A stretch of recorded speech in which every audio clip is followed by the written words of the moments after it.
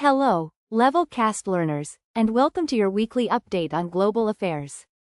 We're here to bring you the most significant international news stories from the week of June 22, 2026, presented in a clear and concise manner to enhance your English comprehension. News 1 of 26. Our first story comes from Norway, where the rape conviction of Marius Borg Høiby, a prominent figure, has reignited discussions about consent in the digital age. Despite Norway being widely considered one of the most gender-equal nations globally, reports indicate that sexual violence remains a persistent issue across society, prompting a deeper examination of these societal discrepancies. News 2 of 26. Moving to Spain, the former chief of staff to the Spanish Prime Minister, José Luis Ábalos, has been sentenced to 24 years in prison for corruption.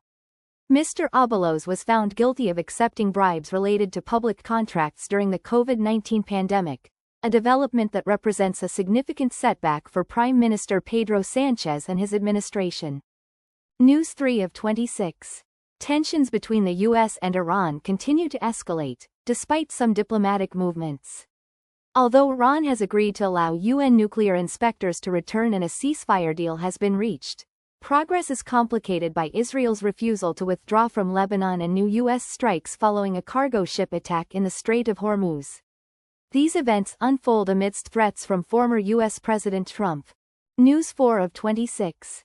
In Montreal, the city's mayor has called for an immediate end to random police checks.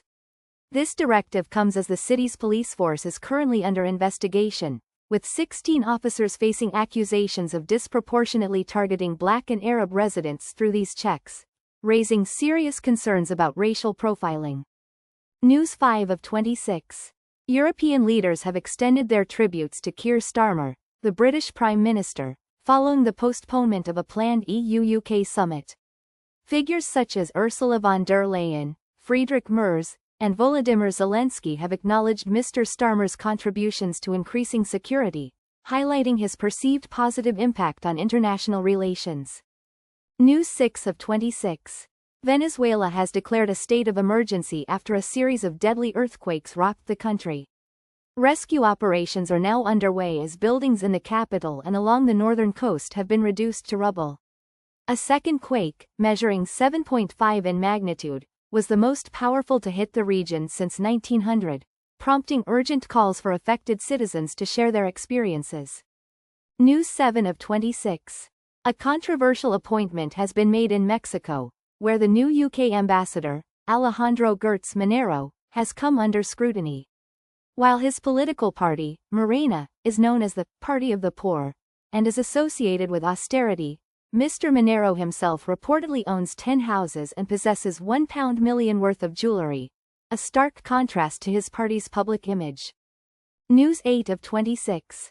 Albania is witnessing widespread protests against a proposed resort project backed by Jared Kushner, a former U.S. official. The opposition to developing the small paradise island of Sazan has evolved into a broader wave of dissent against the current government and the establishment, with protesters demanding a new Albania. News 9 of 26. Concerns about the deadly H5N1 bird flu virus are growing as it has spread to South Australia, with a confirmed case there and a suspected case in Western Australia. Experts are now focusing on strong biosecurity measures, hoping these will protect the country's poultry and dairy cattle industries from the devastating impact of the virus. News 10 of 26. Europe is currently grappling with a severe heatwave, leading to significant disruption and health concerns. Paris has implemented a ban on public alcohol consumption as hospitals reach their capacity limits. The UK has broken its June temperature record, while parts of France have experienced temperatures of 40 degrees Celsius, contributing to heatwave-related deaths across Spain, Italy, and France. News 11 of 26. Regarding the ongoing conflict in Ukraine, former U.S. President Trump has stated that Ukrainian President Zelensky is doing pretty well against Russia, asserting that he is holding his own. This assessment comes as the German Chancellor also highlighted a strong signal of support from European allies to Kyiv on day 1583 of the war. News 12 of 26. A significant crisis is looming for Pope Leo as a splinter sect within the Catholic Church seeks to ordain far-right bishops. This development threatens to exacerbate existing tensions between the Vatican and right-wing Catholic factions, both within the United States and globally, potentially leading to a deeper schism. News 13 of 26. A recent report indicates that Russia utilized a tool from an Israeli firm to access a phone months after diplomatic ties between the two nations were severed. The case of Andrei Pivovarov raises serious questions about the extent of control that Celebrite, the Israeli company, maintains over its own software once it has been sold or deployed. News 14 of 26. The British disinfectant brand Dettol has issued an apology following a backlash in China over an advertisement that was perceived as promoting toxic men. The advert, which depicted a man's efforts to find a clean and untouched woman, has since been withdrawn by the company. News 15 of 26. The mystery surrounding the reported assassination of Tren de Aragua leader Héctor Guerrero Flores continues, with speculation linking it to U.S. mining plans in Venezuela. While former President Trump boasted about the assassination, specific details remain scarce, and experts are doubtful that this event will significantly impact the illicit drug trade. News 16 of 26. A major wildfire has erupted across moorland near Greater Manchester, affecting Tintwistle Moor in Glossop. The blaze has already consumed over 500 square meters, necessitating road closures and prompting warnings about smoke in the vicinity, as emergency services work to contain the spread. News 17 of 26. Chinese President Xi Jinping has hosted more than a dozen world leaders this year, a clear indication of middle powers looking beyond the United States for international partnerships. President Xi is actively promoting an alternative to the current global order, and his efforts are being aided by what is described as a capricious U.S. foreign policy. News 18 of 26.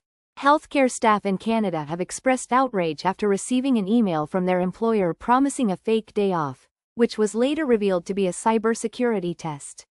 Unions have condemned this insensitive, internal exercise, which was sent to healthcare workers in Newfoundland and Labrador, during a time of significant pressure on the sector. News 19 of 26. According to Michel Barnier, a former Brexit negotiator, the UK could potentially rejoin the European Union on a short timeline if it chose to do so. Furthermore, Mr. Barnier suggested that the UK could also become a member of a new European Security and Defence Council, indicating potential avenues for future cooperation. News 20 of 26. A UN inquiry has concluded that Israel continues to commit genocide by deliberately targeting children in Gaza. The independent report states that by aiming at children, Israel is undermining the Palestinian people's capacity to exist, raising profound concerns about human rights and international law. News 21 of 26. U.S. Secretary of State Rubio has affirmed that the Strait of Hormuz will remain toll-free, as he arrived for a Gulf meeting.